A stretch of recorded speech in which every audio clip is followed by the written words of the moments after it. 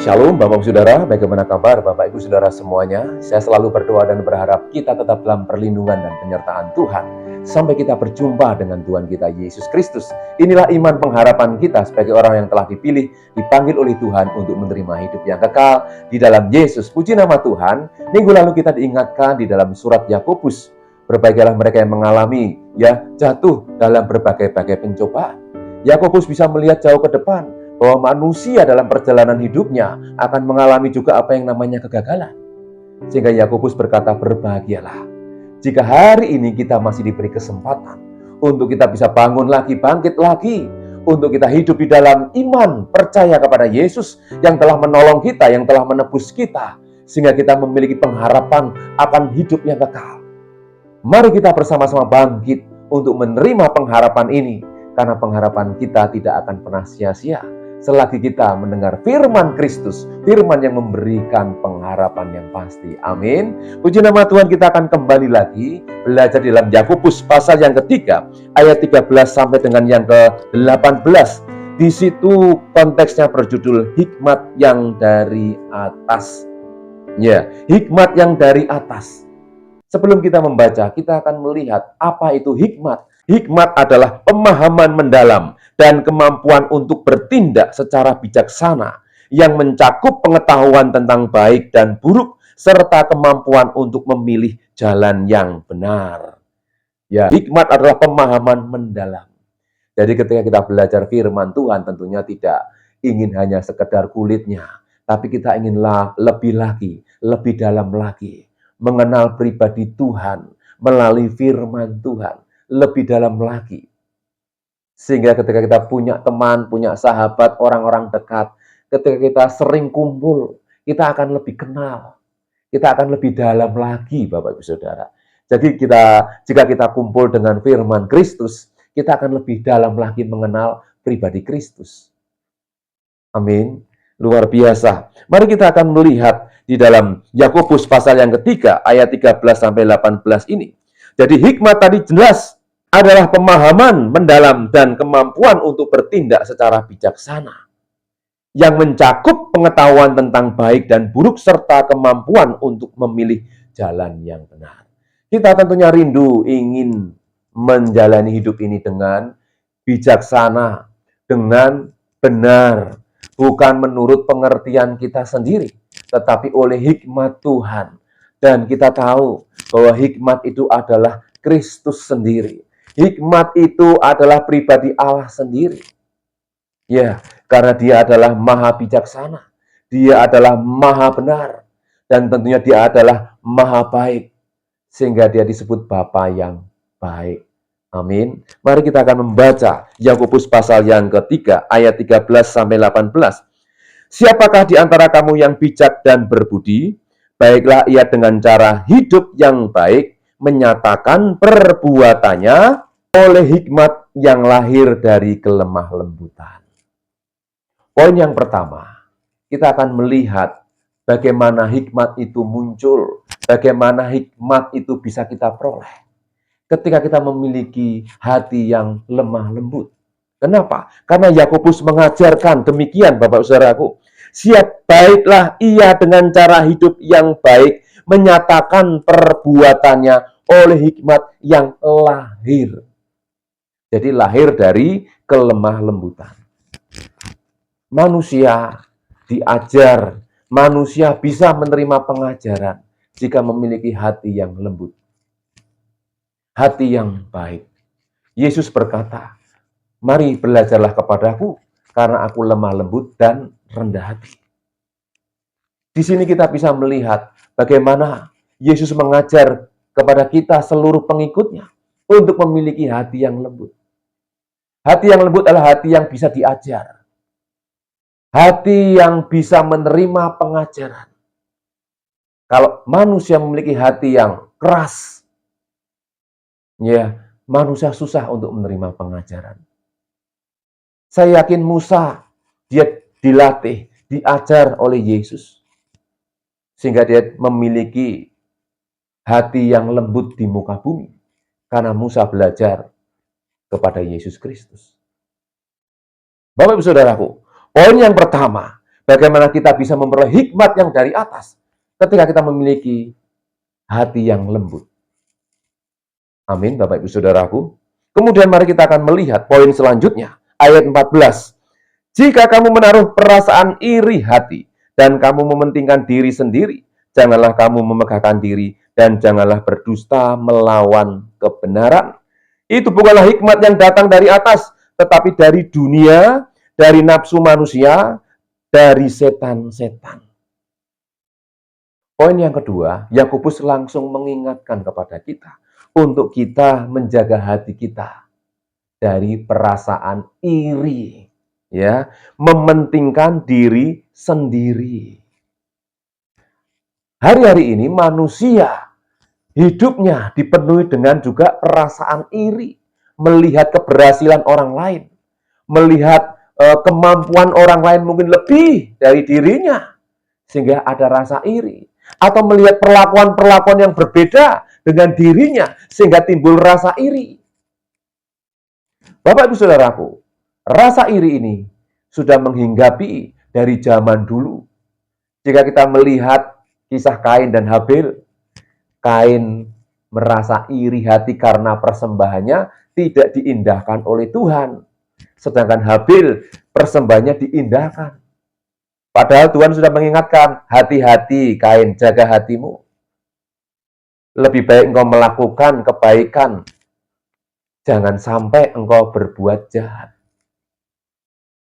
Memang jujur, perasaan iri itu bisa muncul dan timbul ke dalam hati siapapun, Bapak Ibu Saudara. Sehingga Yakobus langsung, dia tahu keadaan zaman manusia. Tidak hanya zaman dulu saja, sampai hari ini, perasaan iri itu bisa merusak segala-galanya. Perasaan iri ini bisa mengacau balaukan segala-galanya. Jika kita mau melihat kisah tentang Lucifer, Bapak Saudaraku, dalam Yesaya, pasal yang ke-14, kita akan melihat ayat yang ke-12 sampai yang ke-13. Wah, engkau sudah jatuh dari langit, hai bintang timur putra fajar, engkau sudah dipecahkan dan jatuh ke bumi, hai yang mengalahkan bangsa-bangsa. Jika kita melihat terjemahan King James, di situ dikatakan ayat 12 pasal yang ke-14 Yesaya, How art thou fallen from heaven, O Lucifer, son of the morning, how art thou cut down to the ground, with didst weaken the nations. Di sini dijelaskan, disebutkan langsung, O Lucifer, malaikat yang hebat. Ya, ayat 13, engkau yang tadinya berkata dalam hatimu, aku hendak naik ke langit, aku hendak mendirikan tahtaku, mengatasi bintang-bintang Allah, dan aku hendak duduk di atas bukit pertemuan, jauh di sebelah utara. Ayat 14, aku hendak naik mengatasi ketinggian awan-awan, hendak menyamai yang maha tinggi. Jadi ternyata malaikat juga punya hasrat, keinginan untuk menyamai yang maha tinggi. Ini bahaya. Ya, secara manusia Lucifer berpikir, aku ini yang memimpin seluruh warga kerajaan surga menyembah yang maha tinggi. Masakan aku juga tidak ditinggikan. Aku ingin menyamai yang maha tinggilah. Ini hasrat malaikat yang jahat. Bisa iri, saudaraku, kepada yang maha tinggi. Bukankah besok antikris di zaman akhir, dia akan duduk di bait Allah dan ingin menyamai yang maha tinggi? Perasaan iri hati ini sangat berbahaya. Oleh sebab itu, mari kita jaga hati kita, supaya kita tidak mudah untuk iri hati. Amin, Bapak Ibu Saudara. Perasaan iri hati ini tidak hanya bisa hinggap dalam manusia, hidup manusia, tapi dalam hidup malaikat-malaikat. Dan perasaan iri hati ini yang menghancurkan segala-galanya. Ya, sehingga Lucifer dia dilemparkan ke bumi. Karena dia ibaratnya kurang ajar, ingin menyamai sang penciptanya. Bapak Ibu Saudaraku, Banyak kisah-kisah di dalam Alkitab. Seperti Saul, dia iri kepada Daud karena dia hanya bisa membunuh beribu-ribu, sedangkan Daud bisa membunuh musuhnya berlaksa-laksa. Dan banyak lagi tokoh-tokoh yang karena iri hati, mereka binasa. Karena mementingkan diri sendiri, mereka binasa. Bapak Ibu Saudaraku, kita melihat di zaman akhir ini, tidak usah jauh-jauh di Indonesia, di negara kita. Banyak orang-orang yang juga iri hati. Mereka mementingkan diri sendiri. Ya, orang-orang pejabat-pejabat pemerintah, mereka melakukan perbuatan jahat dengan melakukan korupsi. Ya, melihat yang lain kaya, banyak harta, dia kepingin. Tahtanya atau kedudukannya lebih tinggi, dia lebih kepingin. Dengan jalan korupsi, kolusi, nepotisme. Manusia banyak mengalami kegagalan di sini, Bapak Saudaraku. Oleh sebab itu, Yakobus mengingatkan kepada kita, untuk kita harus menjaga hati kita. Jangan sampai timbul dikatakan jika kamu menaruh perasaan iri hati dan mementingkan diri sendiri, janganlah kamu memegahkan diri dan janganlah berdusta melawan kebenaran. Kebenaran akan berhadapan dengan orang-orang yang iri hati dan mementingkan diri sendiri. Tuhan Yesus mengajarkan kepada kita untuk memiliki kelemah lembutan dan kerendahan hati. Tidak sombong. Ya, kerendahan hati ini berbicara tentang mengucap syukur. Kita bisa bersyukur dalam keadaan saat ini. Kita masih diberi kesempatan hidup saja sudah bersyukur. Bisa makan dan minum, bisa menikmati yang baik-baik dari Tuhan. Kita harus bersyukur. Walaupun di dalam kenyataan kita melihat orang-orang yang sukses, orang-orang yang berhasil. Orang yang bisa ini dan itu, mungkin kita tidak bisa menerima seperti mereka. Jangan iri hati. Amin, Bapak Saudaraku. Jangan ada rasa iri hati. Yakobus mengingatkan, di poin yang kedua ini, bagaimana kita bisa memperoleh hikmat yang benar? Jika kita masih ada perasaan iri hati, mementingkan diri sendiri, selama-lamanya kita tidak akan pernah melihat kebenaran. Selama-lamanya kita tidak akan pernah mengalami kedamaian. Karena rasa iri dan mementingkan diri sendiri. Ini adalah awal kejatuhan manusia. Amin, Bapak Saudaraku. Karena kebenaran itu akan berhadapan dengan orang-orang yang memiliki rasa iri dan mementingkan diri sendiri. Kebenaran siapa? Yesus Kristus.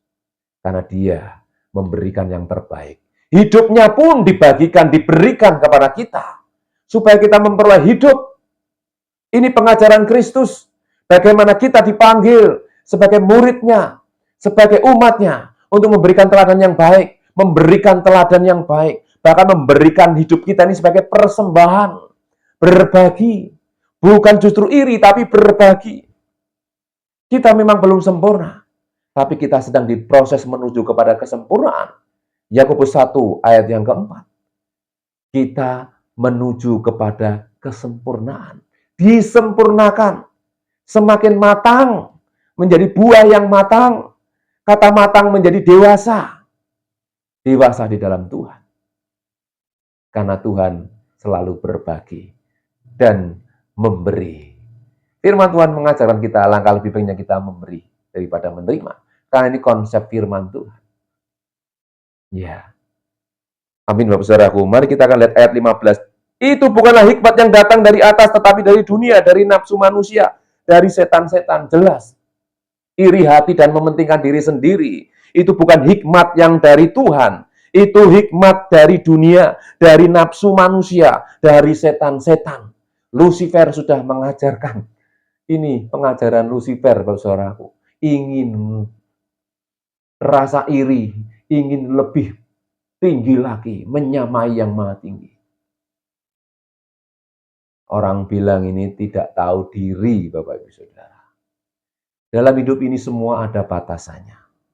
Jika saudara kaya, ada yang akan lebih kaya lagi.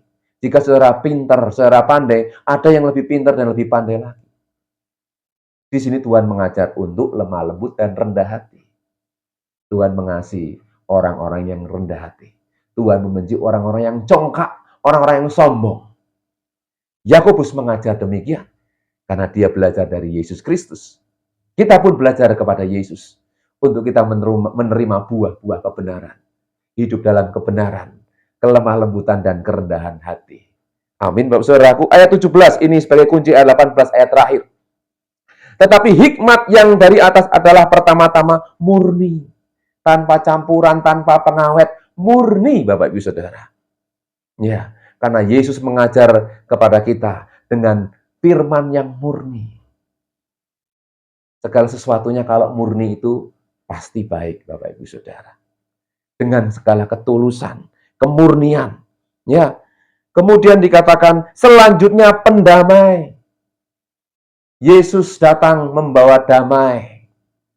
Demikian kita dipanggil Tuhan untuk membawa damai, bukan membawa keributan. Ya, karena jelas ada iri hati, mementingkan diri sendiri, pasti akan ada keributan.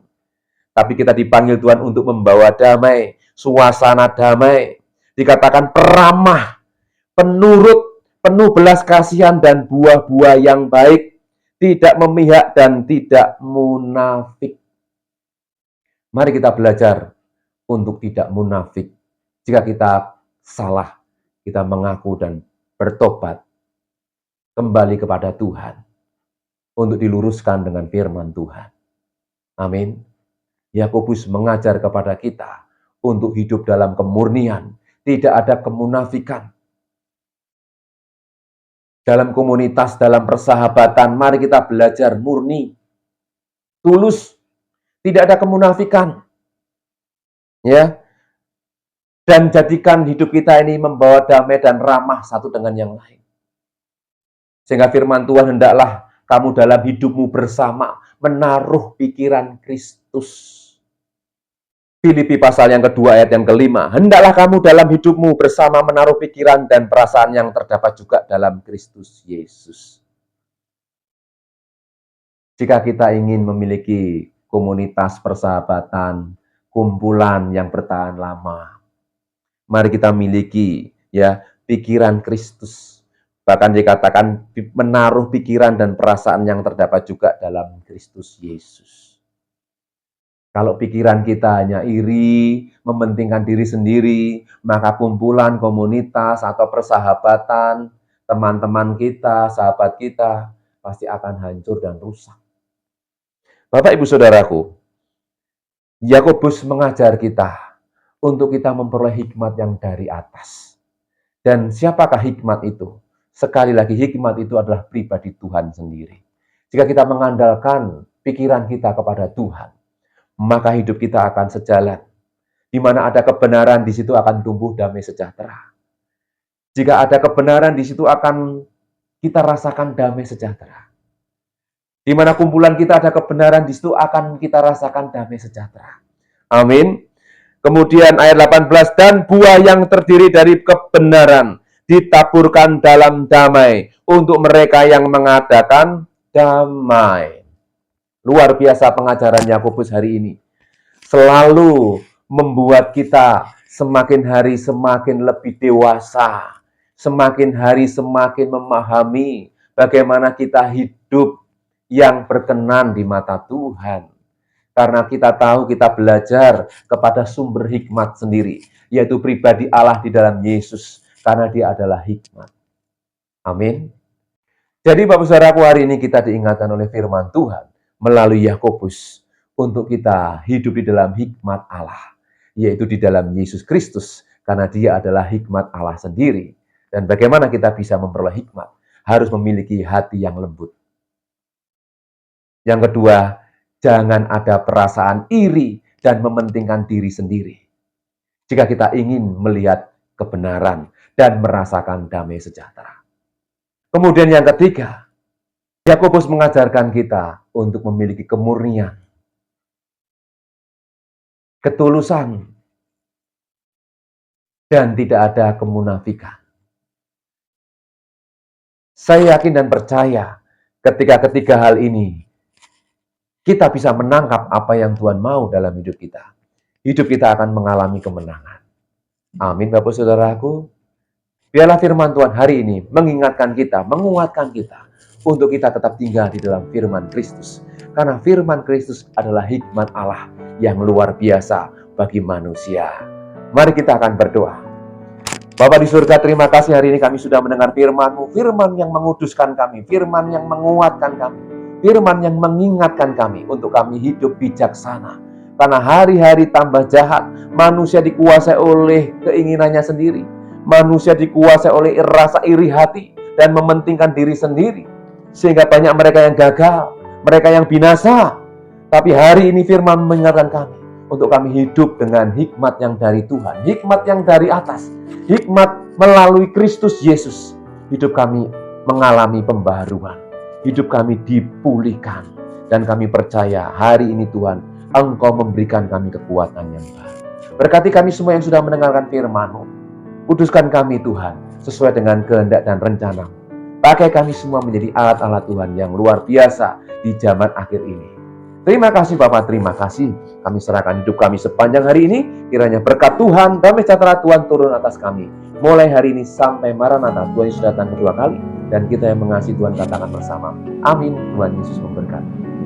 Hidupku menggenang